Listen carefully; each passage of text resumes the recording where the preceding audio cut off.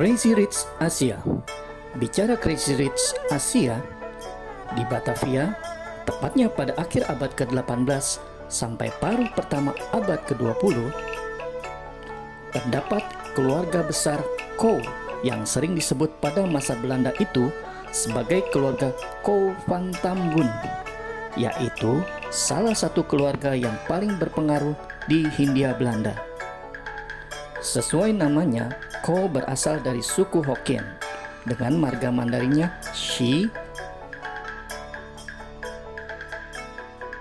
Bila Anda terpesona dengan indahnya bangunan Chandranaya, Gedung Juang 45 di Tambun, Bekasi, dan Mausoleum Megah di Petamburan, itu adalah sisa bagian peninggalan keluarga mereka yang masih ada sampai saat ini.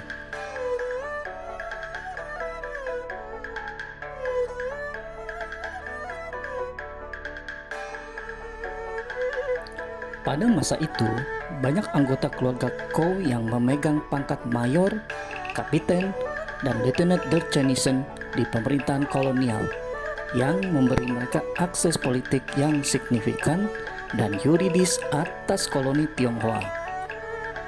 Sebagai koloni terbesar tuan tanah, mereka juga memainkan peran penting di perkotaan, pertanian, dan pembangunan ekonomi di wilayah Batavia. Kawan, sebelum kita lanjut, bantu subscribe channel kami dulu ya.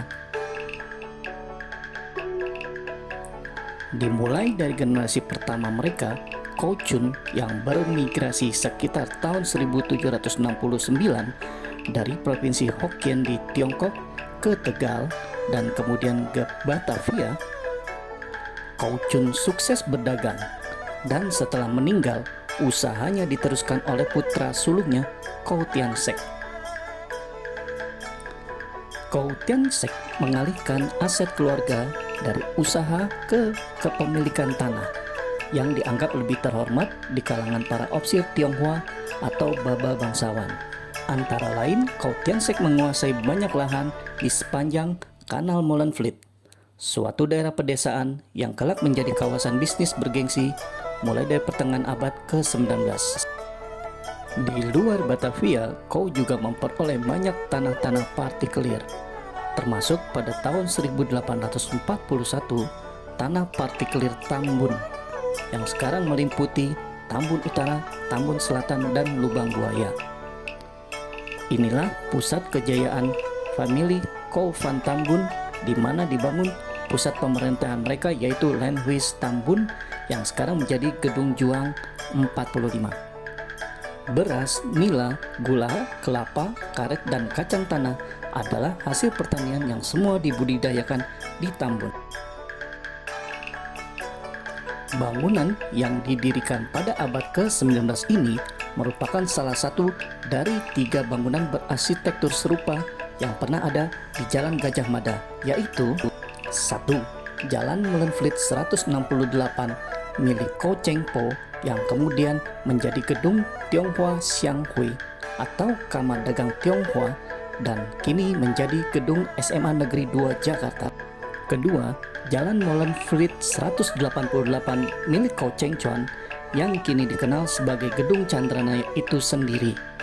Dan ketiga, Jalan Molenvliet 204 milik Kouw Cheng Ki yang pernah digunakan sebagai Gedung Kedutaan Besar Republik Rakyat Tiongkok.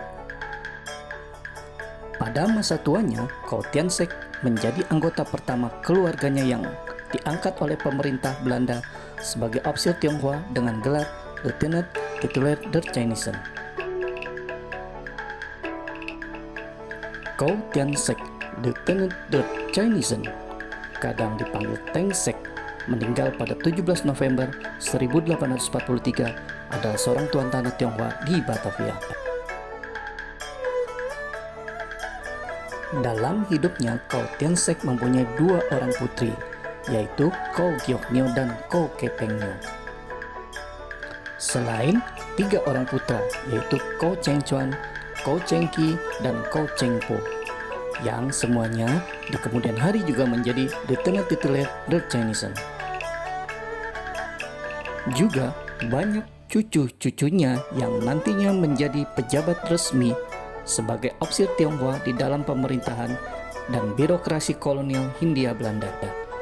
Koh Yao Ki, putra Lieutenant Koh Cheng Po, menjadi anggota pertama dari keluarga untuk diangkat menjadi Kapiten The Chenison dengan kursi di Dewan Konghuan di Batavia. Cucu lainnya, Koh Kim An, putra dari Lieutenant Koh Cheng Chuan, diangkat menjadi Mayor The Chenison dan Ketua Dewan Konghuan di Batavia.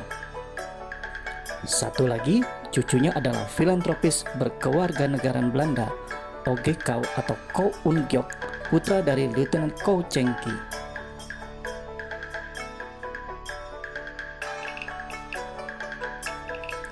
Nama Lieutenant Koh Tian Sek sebagai kepala keluarga Koh Van Tambun dikenang sampai hari ini sebagai nama daerah Kebon Teng Sek di Asmk, Pinang Sia, Jakarta.